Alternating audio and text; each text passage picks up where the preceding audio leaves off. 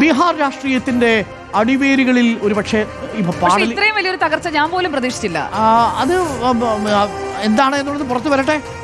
അല്ല, ഇത് ജനം വോട്ട് ചെയ്തു. ഇങ്ങനെയൊക്കെ ബീഹാറുകാർ തേജസ്വിയെയും രാഹുൽ ഗാന്ധിയെ ശിക്ഷിക്കുമെന്ന് നമ്മൾ ആരും പ്രതീക്ഷിക്കുന്നില്ലല്ലോ. അത് തീർച്ചയായിട്ടും അതിന് പിന്നിലെ സ്ട്രാറ്റജി വിജയിക്കുകയാണെങ്കിൽ, നേരെ ചൊവ്വയാണ് വിജയിച്ചിരിക്കുന്നതെങ്കിൽ അതിന്റെ തന്ത്രം ഇത് തന്നെയാണ്.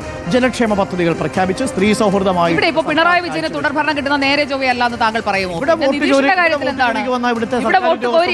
ഇവിടുത്തെ സർക്കാർ ഉദ്യോഗസ്ഥന്മാര് ഇലക്ട്രോണിക് വോട്ടിംഗ് മെഷീനിൽ വോട്ട് ചോരിക്ക് സാധ്യതയില്ലല്ലോ. ഇവിടുത്തെ BLOമാരെടുത്ത് വോട്ട് ചോരിക്കുള്ള സാധ്യത വളരെ വിരളമാണ്. നമ്മൾ NDPയുടെ കാര്യം പറഞ്ഞതുപോലെ കേരളം ആ അർത്ഥത്തിൽ ഒരുപാട് കാര്യങ്ങളിൽ മാറി നിൽക്കുന്ന ഒരിടമാണ്. അതുകൊണ്ട് കേരളത്തിൽ ആ തന്ത്രങ്ങളൊന്നും അതേപടി പയറ്റാനൊന്നും കഴിയില്ല. അതുകൊണ്ടല്ലേ ഒരു അക്കൗണ്ട് ഇന്ത്യയിൽ ഏത് സംസ്ഥാനത്താ തുറന്ന അക്കൗണ്ട് BJPയുടെ പൂട്ടിച്ചിട്ടുള്ളത്? അത് കേരളം എന്ന് പറയുന്ന ഒരൊറ്റ സംസ്ഥാനത്തല്ലേ, നേമത്ത് തുറന്ന അക്കൗണ്ട് പൂട്ടിച്ചത്. എല്ലായിടങ്ങളിലും BJP ഒരു അക്കൗണ്ട് തുറന്നാൽ 10 അക്കൗണ്ട് അടുത്ത തെരഞ്ഞെടുപ്പിൽ കൂട്ടുമ്പോൾ കേരളത്തിൽ ഒരൊറ്റ ആകെ ഉണ്ടായിരുന്നു. ഒരേ അക്കൗണ്ട് പൂട്ടിയ സംസ്ഥാനത്തിന്റെ പേര് കേരളം. തൊട്ടടുത്ത ലോക്സഭാ തെരഞ്ഞെടുപ്പിൽ 11 അക്കൗണ്ടിൽ ഇടതുപക്ഷത്തിന്റെ CPIMന്റെ സിറ്റിംഗ് സീറ്റുകളിൽ ഒന്നാം സ്ഥാനത്ത് നിൽക്കുന്നുണ്ട്. നിയമസഭാ തെരഞ്ഞെടുപ്പ് കഴിഞ്ഞിട്ട് നമുക്ക് ബാക്കി പറയാം. ലോക്സഭയിലെ കണക്ക് വെച്ച് തന്നെയാണ്. ലോക്സഭയിലും അക്കൗണ്ട് തുറന്നു. കഴിഞ്ഞ തവണയും ഇരയായിരുന്നു. അല്ല, ലോക്സഭയിൽ 3-ാം സ്ഥാനത്താണ് സുരേഷ് ഗോപി എന്ന് പറഞ്ഞത് ഇവിടെ നിന്നോണ്ടാണ്. കഴിഞ്ഞ തവണ സ്വാഭാവികമായും സംഭവിച്ചിരിക്കുന്ന മാറ്റങ്ങൾ, ക്രിസ്ത്യൻ വോട്ടുകൾ എങ്ങനെ മാറി എന്നുള്ളത്, പിന്നീട് എന്തെല്ലാം സംഭവിച്ചു അതെല്ലാം നമ്മൾ കണ്ടുകൊണ്ടിരിക്കുകയല്ലേ. കാണാം, നമുക്ക് കാത്തിരിക്കാം ഏതാണ് സ്ട്രാറ്റജി. ബീഹാറിൽ കണ്ടു, ഒന്നും അണ്ടർ എസ്റ്റിമേറ്റ് ചെയ്യണ്ട. ബീഹാറിൽ നടന്നത് എന്താണ് എന്നുള്ളത് ഇനിയിപ്പോ കോൺഗ്രസ് വിശദീകരിക്കുന്നത് പോലെ ഒരു വോട്ട് ചോരിയാണോ അതല്ല വോട്ട് കോരിയാണോ എന്നുള്ളത് പറഞ്ഞു കഴിഞ്ഞിരിക്കുന്നു. 65 ലക്ഷമാണ് തെരഞ്ഞെടുപ്പ് കമ്മീഷനും ബീഹാർ ജനതയും തമ്മിലുള്ള പോരാട്ടം എന്നാണ് പറഞ്ഞിരിക്കുന്നത്. അതിനകത്ത് പ്രതിപക്ഷത്തിന്റെ വോട്ടുകൾ ഒന്നാകെ റദ്ദ് ചെയ്താൽ ഞങ്ങൾ എങ്ങനെ ജയിക്കും എന്നുള്ളതാണ് ഇപ്പോൾ നേതാക്കൾ ചോദിച്ചിരിക്കുന്നത്. 65 ലക്ഷം വോട്ടുകളാണ് അവിടെ നഷ്ടപ്പെട്ടത്. അത് അതിൻ്റെതായിട്ടുള്ള വിമർശനമായിട്ട് നമ്മൾ ഉൾക്കൊള്ളുന്നു. പക്ഷെ അപ്പോഴും ഞാൻ നിതീഷ് കുമാറിനെ കുറച്ച് കാണാൻ തയ്യാറല്ല. സ്ത്രീകൾ കൂട്ടത്തോടെ നിതീഷ് കുമാറെ തുണച്ചു എന്നുള്ളത് അതവിടെ ക്രിസ്റ്റൽ ക്ലിയർ ആണ്. AK ബാലൻ സഖാവിന്റെ ഭാഷയിൽ വോട്ട് വളരെ പ്രധാനപ്പെട്ടതാണ്. സ്ത്രീ വോട്ടുകൾ വളരെ പ്രധാനപ്പെട്ടതാണ്. ആ വോട്ടുകൾ വളരെ കൃത്യമായി നിതീഷ് കുമാറിനോടൊപ്പം നിന്നു. അത് കൺവിൻസിംഗ് ആയി തേജസ്വി യാദവിന് അവതരിപ്പിക്കാൻ സാധിച്ചിട്ടില്ല.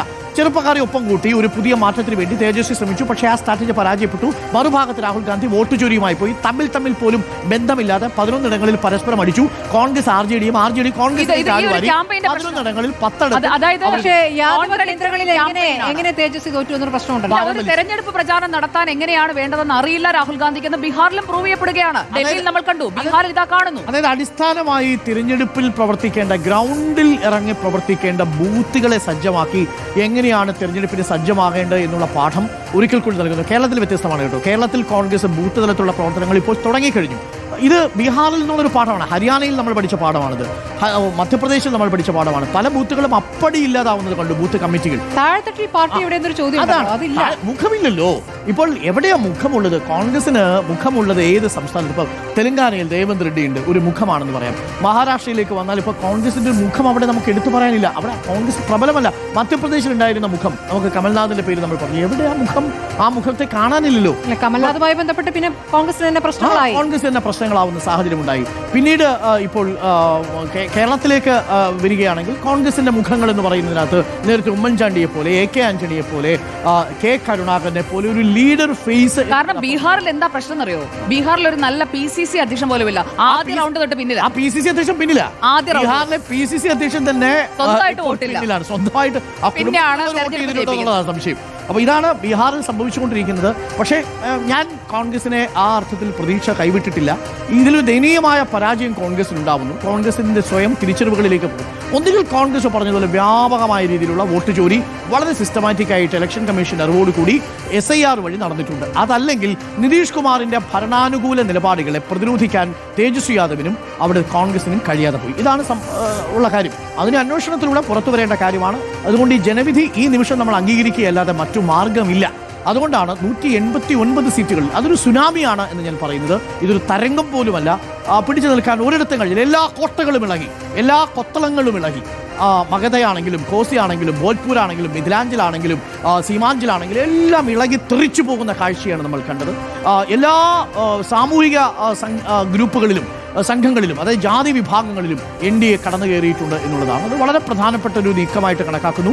അതൊരു സ്ത്രീ വോട്ടർമാരുടെ പിന്തുണയോട് കൂടിയായിരിക്കും അത് സാധ്യമായി. ഇതിൽ RJD എടുക്കേണ്ട ഒരു മെസ്സേജ് ഉണ്ട്. കാരണം RJDയുടെ സ്ട്രോങ് ഹോൾഡ്സ് അവരുടെ ഇപ്പോൾ പിന്നിൽ നിൽക്കുന്ന രാഘോപൂർ അടക്കം അവരുടെ ഫാമിലി ബാസ്റ്റഡ് ആണ്. ഒരിക്കൽ പോലും ഒരു റൗണ്ടിൽ പോലും തോൽക്കാത്ത സ്ഥലമാണ്. അവിടെയൊക്കെ ഇപ്പോൾ